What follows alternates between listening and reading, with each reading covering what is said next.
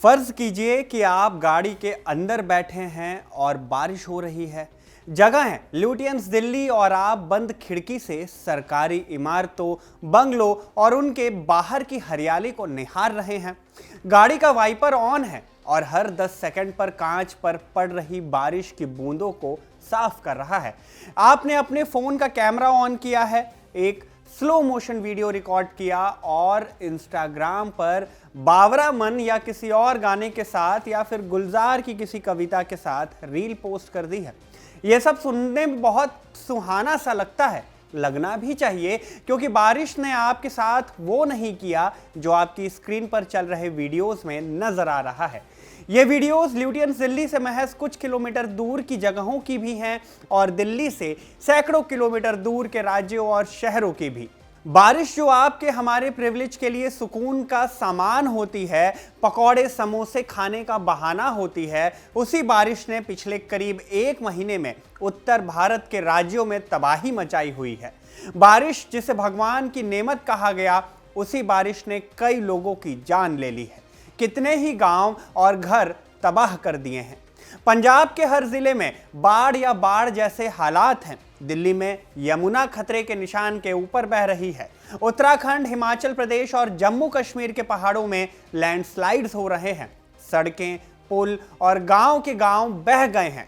आज खबरगांव समाचार में इसी तबाही पर बात करेंगे और सवाल ये भी पूछेंगे कि जिसे आम लोगों से लेकर सरकारें तक प्राकृतिक आपदा बता देते हैं, नेचर के सामने बेबस होने की दुहाई देते हैं, क्या वो आपदा वाकई सिर्फ प्राकृतिक है या इसमें इंसानों और इंसानों से बनी सरकारों और प्रशासन का भी कुछ योगदान देखने को मिलता है। ये भी बताएंगे कि नेता प्रतिपक्ष राहुल गांधी ने पीएम मोदी से क्या अपील की है और आपको बताएंगे कि इस तबाही के समय में किस किस ने आगे आकर मदद की और सरकारों ने क्या किया। इसके अलावा बात करेंगे एक वर्ल्ड क्लास शहर की नाकामी के बारे में। बात कंट्रास्ट के शहर गुरुग्राम की होगी। कंट्रास्ट इसलिए कहा क्योंकि शहर के कितने भी महंगे होने के बावजूद आप कितना भी पैसा खर्च कर लें, कितने भी महंगे घर में रह लें, कितने ही लाख करोड़ की गाड़ी में ट्रैवल कर लें, जब आप बारिश के दौरान सड़क पर निकलते हैं तो गुरुग्राम आपको सम्मानजनक कम्यूट देने में नाकाम साबित होता है। बात करेंगे कि हर साल की बारिश गुरुग्राम के इंफ्रास्ट्रक्चर को धता क्यों बता रही है और सवाल इस पर भी पूछेंगे कि मौजूदा सरकार ने शहर को व्यवस्थित करने के बारे में जिम्मेदारी ली है या इन सब का दोष पिछली सरकार पर मढ़ दिया है। नमस्ते, मेरा नाम शुभम है और आप देख रहे हैं खबरगांव का डेली न्यूज बुलेटिन खबरगांव समाचार। क्या वक्फ संशोधन कानून संवैधानिक है? सवाल है जाति जनगणना जाति कैसे पूछ लिए? कौन रेडिकलाइज हो चुका है? मिट्टी में मिलाने का समय आ गया है। सबसे पहले बात पंजाब की। आज यानी 3 सितंबर को पंजाब सरकार ने पंजाब के सारे 23 जिलों को बाढ़ प्रभावित घोषित कर दिया है। यानी सरकार ने मान लिया है कि पूरा पंजाब बाढ़ से प्रभावित है। सरकार ने इसके साथ ही कहा कि बाढ़ से अब तक 30 लोगों की मौत हो चुकी है और 3.5 लाख से ज्यादा लोग प्रभावित हुए हैं। राज्य में नदियां खतरे के निशान पर बह रही हैं, जिसके चलते कई जिलों में अलर्ट जारी कर दिया गया है। इस बीच राज्यपाल गुलाब चंद कटारिया और मुख्यमंत्री भगवंत मान अलग अलग प्रभावित इलाकों का दौरा कर रहे हैं। मान ने नाव से फिरोजपुर के बाढ़ प्रभावित इलाकों का दौरा किया है और कटारिया ने फिरोजपुर और तरन तारण के गंभीर रूप से प्रभावित इलाकों का दौरा किया। ऐलान ये भी हुआ कि आम आदमी पार्टी के मुखिया अरविंद केजरीवाल कल यानी 4 सितंबर को सीएम भगवंत मान के साथ बाढ़ से प्रभावित इलाकों का दौरा करेंगे। भगवंत मान इलाकों में जा रहे हैं, लोगों से मिल रहे हैं, सड़क पर बैठकर लंगर खा रहे हैं और रो भी रहे हैं। उनके विरोधी इसे फोटो ऑप कर रहे हैं। समर्थक उन्हें इकलौता सीएम बता रहे हैं जिसने हेलीकॉप्टर से बाढ़ के प्रभावित इलाकों का दौरा नहीं किया। तुलना उत्तराखंड और हिमाचल प्रदेश के मुख्यमंत्रियों से की जा रही है। भगवंत मान ने यह भी ऐलान किया कि जो हेलीकॉप्टर उन्हें दिया गया है वो बाढ़ प्रभावित लोगों को रेस्क्यू करने तक और उन तक राहत पहुंचाने के लिए, राहत सामग्री देने के लिए काम में लिया जा रहा है। जो मैनू गलबात करके पता लग गया कि बहुत सारे पिंड है जिन्हें जिथे ਲੋਕ ਨਾ ਇੱਧਰ ਜਾ ਸਕਦੇ ਆ ਨਾ ਬਾਹਰ ਨਿਕਲ ਸਕਦੇ ਆ, ਘਰਾਂ ਦੀਆਂ ਛੱਤਾਂ ਤੇ ਬੈਠੇ, ਉੱਥੇ ਬੱਚੇ ਵੀ ਹੋਣਗੇ ਤੇ ਨਾ ਰਾਸ਼ਨ ਪਹੁੰਚ ਰਿਹਾ। ਤੋ ਜਿਹੜਾ ਲੋਕਾਂ ਨੇ 92 ਸੀਟਾਂ ਦੇ ਕੇ ਮੈਨੂੰ ਹੈਲੀਕਾਪਟਰ ਦਿੱਤਾ ਸੀ, ਉਹਨੂੰ ਮੈਂ ਅੱਜ ਲੋਕਾਂ ਦੇ ਹਵਾਲੇ ਕਰ ਲੱਗਿਆ। ਮੈਂ ਹੈਲੀਕਾਪਟਰ ਜਿਹੜਾ ਹੈ ਉਹ ਇੱਥੇ ਛੱਡਣ ਲੱਗਿਆ, ਉਹਦੇ ਰਾਹੀਂ ਸਾਰਿਆਂ ਨੂੰ ਦੁੱਧ, ਪਾਣੀ, ਰਾਸ਼ਨ, ਡੀਸੀ ਸਾਹਿਬ ਨੂੰ ਮੈਂ ਕਹਤਾ ਜੋ ਚੀਜ਼ ਚਾਹੀਦੀ ਹੈ ਉਹ ਹੈਲੀਕਾਪਟਰ ਪੰਜਾਬ ਸਰਕਾਰ ਦਾ ਜਿਹੜਾ ਹੈ ਉਹ ਲੋਕਾਂ वास्ते अवेलेबल है। मैं कार पे चल दूंगा, मेरा कोई नहीं। जनसत्ता में छपी एक खबर के मुताबिक इसी बीच भगवंत मान ने प्राकृतिक आपदाओं से हुए नुकसान के लिए लोगों को दिए जाने वाले मामूली मुआवजे पर गहरी चिंता जताई है और केंद्र सरकार के राहत मानदंडों में वृद्धि की मांग की है। उन्होंने केंद्र से पंजाब के 60,000 करोड़ रुपए के बकाया फंड को जारी करने के लिए फिर से मांग की और कहा है कि वो क्षेत्र में आई बाढ़ के मद्देनजर राज्य के अधिकारों की मांग कर रहे हैं, न कि भीख मांग रहे हैं। लेकिन सवाल भगवंत मान की आम आदमी पार्टी सरकार पर भी उठ रहे हैं, जो कि गंभीर सवाल हैं। इंडियन एक्सप्रेस में कंचन वसुदेव की रिपोर्ट में खुलासा किया गया है कि पंजाब सरकार ने मॉनसून आने के महज 17 दिन पहले मॉनसून से निपटने से जुड़ी तैयारियों को लेकर मीटिंग की। सिर्फ 17 दिन पहले बताया गया कि मीटिंग 5 जून को हुई थी और 22 जून से राज्य में मॉनसून प्रॉपर तरीके से आ गया था। रिपोर्ट में इससे पहले की सरकारों में मंत्री रहे नेताओं के हवाले से बताया गया कि ये मीटिंग आमतौर पर फरवरी या अप्रैल मई तक तो हो ही जाती थी, मगर फरवरी में तो आम आदमी पार्टी का पूरा कुनबा दिल्ली चुनाव के प्रचार में व्यस्त था, so no meetings was held then.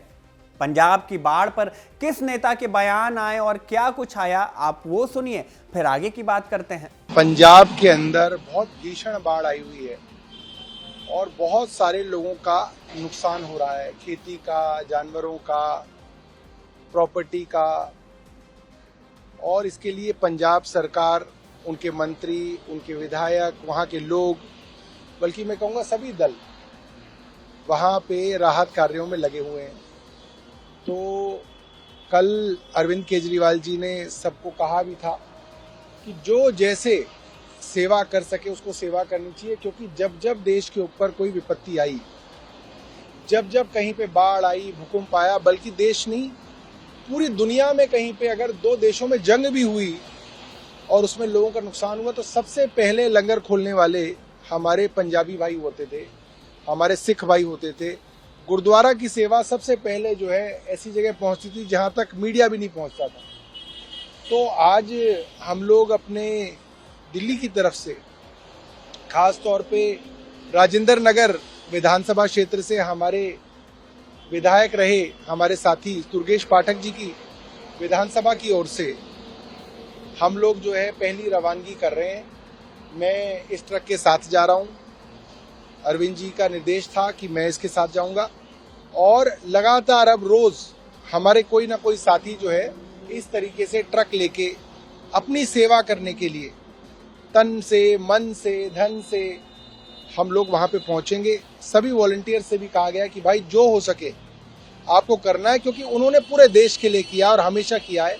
और ये हम उन्हीं लोगों की जो सेवा सदियों से चलती आई है उसी से थोड़ा सा सीखते हुए हम ये बात करने वाले हैं। देखो, अभी कोई पॉलिटिकल इस पे बोलने का समय नहीं है, टाइम नहीं है, लोग बहुत तकलीफ में हैं। इस टाइम हमें कोई पॉलिटिकल बात नहीं करनी चाहिए। जो कुछ हो सकता है गवर्नमेंट की सपोर्ट करनी चाहिए, क्योंकि गवर्नमेंट तो जो पंजाब की जो भी है वो गवर्नमेंट पंजाब की है।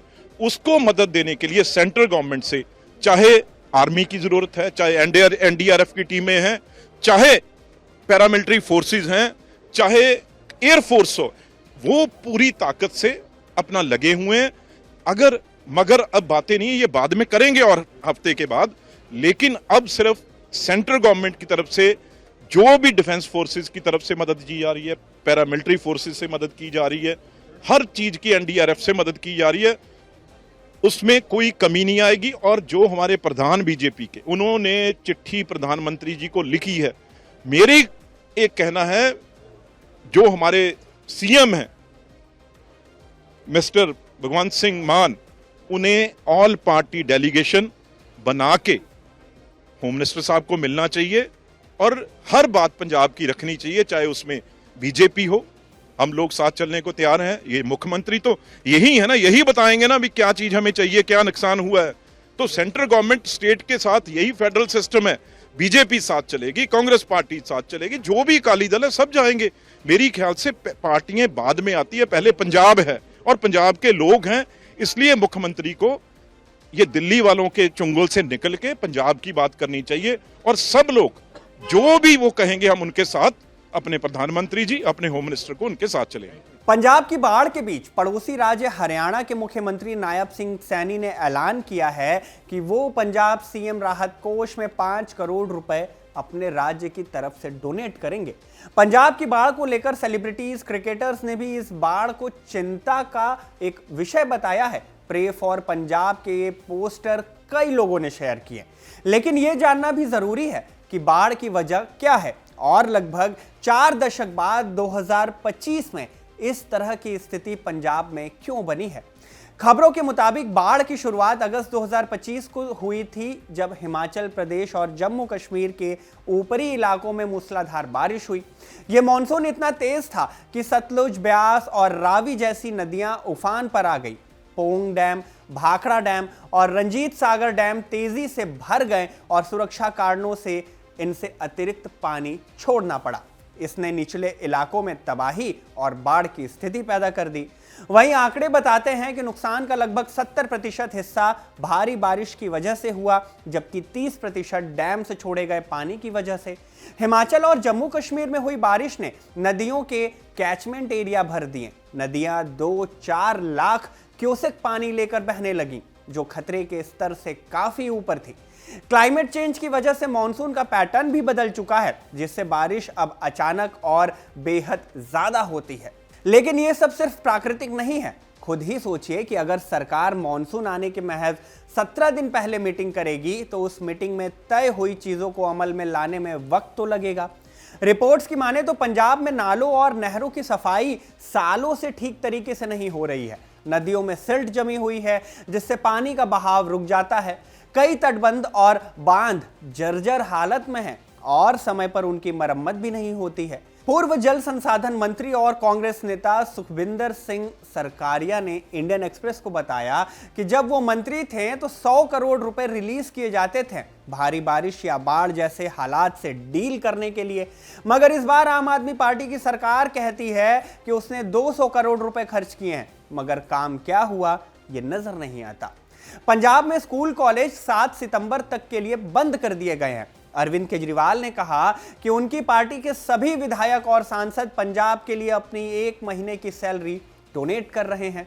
सोशल मीडिया पर कई वीडियोस मौजूद हैं जिनमें अलग अलग ग्रुप्स, एनजीओज, आम लोग बाढ़ से प्रभावित लोगों की मदद कर रहे हैं, फंड रेज कर रहे हैं, गांवों तक जाकर राहत सामग्री भी पहुंचा रहे हैं। इसे स्पिरिट ऑफ पंजाब कहा जा रहा है।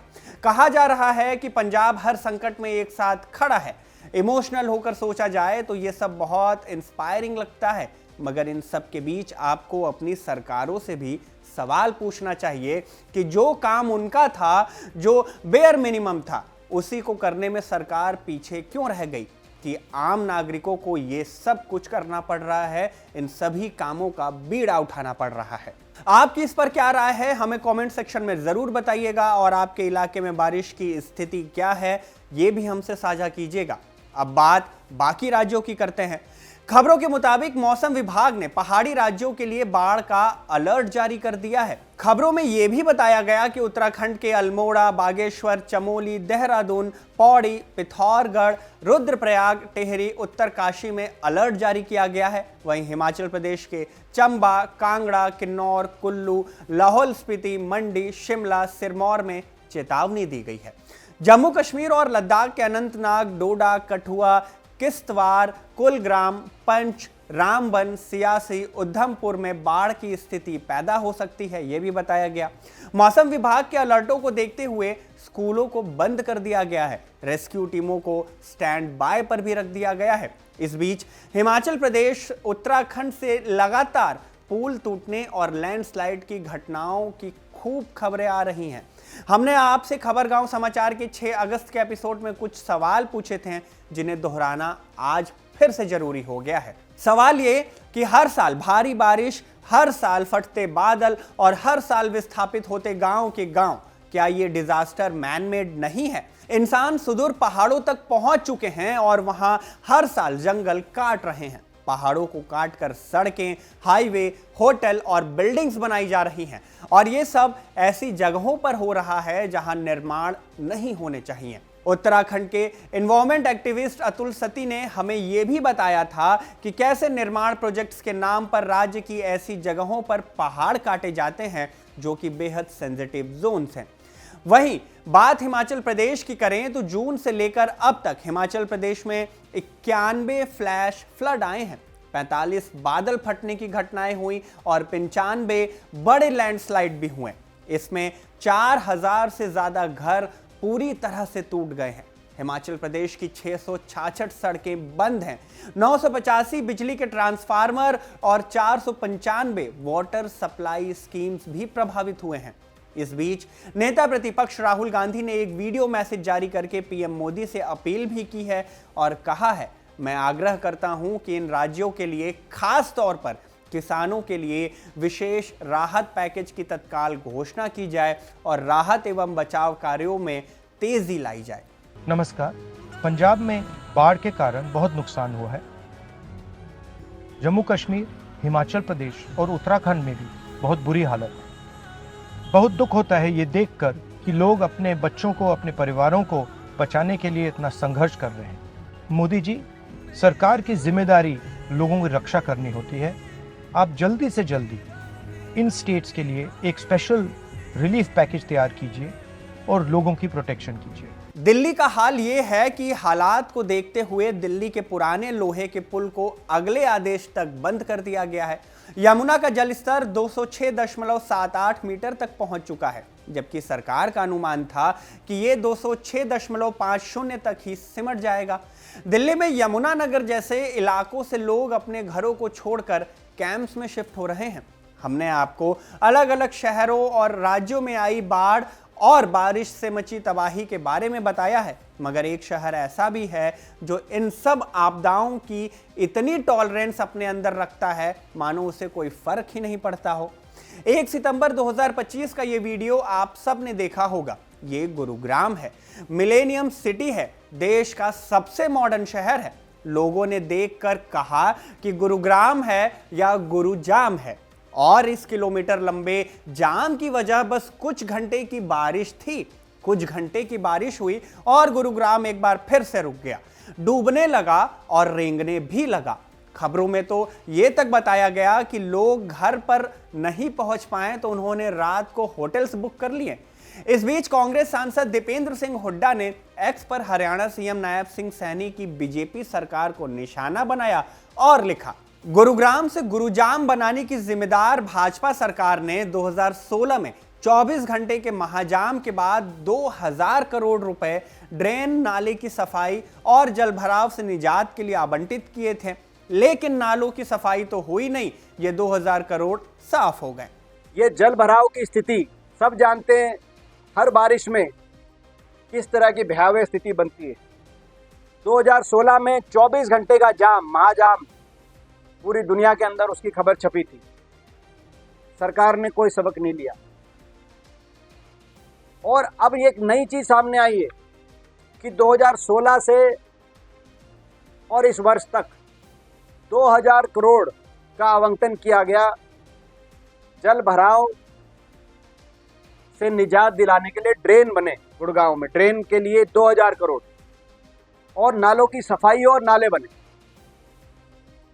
मगर नालों की सफाई तो हुई नहीं। ये 2000 करोड़ साफ हो गए। वो कहाँ नाला बना यही नहीं पता चल रहा गुड़गांव में। अभी ऑडिट हुआ है, यही नहीं पता चल रहा है 2000 करोड़ गए तो गए कहाँ। बड़ा महा घोटाला, महाजाम और उसके बाद महा घोटाला 2000 करोड़। यहाँ तक कि आप अंदाजा लगाओ किस तरीके से जनता को लूटने पे लगे हुए हैं लोग। हर वर्ष कॉल सेंटर बनता है गुड़गांव में बारिशों में कि जाम की स्थिति में अगर कहीं हो या जल भराव की स्थिति में कहीं हो तो कॉल सेंटर पे कॉल करो और गाली दो। तो कॉल सेंटर बनता है, उसमें 1.5 करोड़ रुपए का खर्चा हर वर्ष 1.5 करोड़ केवल कॉल सेंटर, काम कुछ नहीं, मतलब कॉल सेंटर में अपनी बात कह के हल्के हो जाओ, ये इस सरकार की नीति है। लेखक सुहेल सेठ ने एक से ज्यादा बार गुरुग्राम को फेल्ड सिटी बताया है। एक्स पर उन्होंने गुरुग्राम के जाम का वीडियो शेयर करके लिखा कि लगता है डिज्नीलैंड आ गया है, ये मिकी माउस सरकार है। लेकिन बीजेपी के गोड्डा से सांसद निशिकांत दुबे ने उनको रिप्लाई किया और इस अव्यवस्था का दोष मढ़ दिया पिछले यानी कि कांग्रेस की सरकार पर। उन्होंने लिखा कि बिना सरकारी प्लानिंग के यदि प्राइवेट बिल्डर्स आईएनसी इंडिया के साथ मिलकर भ्रष्टाचार का शहर बनाएंगे तो गुरुग्राम जैसा शहर ही बनेगा। सरकार क्या करेगी? उन बिल्डरों और तत्कालीन सरकार के अधिकारियों पर मुकदमा दर्ज कर कार्रवाई होनी चाहिए। कांग्रेस नेता राज बब्बर ने यह वीडियो शेयर करते हुए लिखा, इफ्को चौक की ये तस्वीर कल रात 8:30 बजे की है। हीरो होंडा चौक पर भी ऐसी ही दशा थी। कोई इलाका नहीं जहां सड़क तालाब न बन गई हो। गुरुग्राम की उपेक्षा ने जीवन नरक कर दिया है। विकास के नाम पर बस ऊंची इमारतें, नीचे ऐसे सीवर कि सिर्फ एक बरसात में हर तरफ कीचड़ और पानी में तैरती जिंदगी का नजारा दिखेगा। हर बार की तरह सरकार, मंत्री, जनप्रतिनिधि सब मुंह छिपाकर बैठे हैं। हमारे मिलेनियम सिटी के इस रूप पर कोई बात तक नहीं करने को तैयार है। इसे सुधारना तो दूर की बात है। ऐसे में सवाल यह है कि दुनिया भर की कंपनीज, एमएनसी, रैपिड मेट्रो और तमाम बड़ी इमारतों के साथ पॉश सोसाइटीज से लबरेज एक शहर जब सिविक नीड्स को भी पूरा न कर पाए, बारिश में सड़क पर भरते पानी या ट्रैफिक जैम को समय पर सही तरीके से न निकाला जाए और ये सब काम करने में वो नाकाम हो, तो जिम्मेदारी किसकी होगी? उस शहर और राज्य को चला रही सरकार की या फिर पिछली सरकारों की? आपको छोड़े जाते हैं इसी सवाल के साथ। जवाब की उम्मीद कमेंट बॉक्स में जरूर होगी। आप क्या कुछ भी सोचते हैं, कौन जिम्मेदार है और किसकी गलती है, हमें जरूर बताइएगा। खबरगांव समाचार के इस अंक को आपके लिए लिखा था हमारे साथी सत्यम ने, कैमरे के पीछे से रिकॉर्ड किया इरशाद ने। मेरा नाम शुभम है और आप देखते रहिए खबरगांव।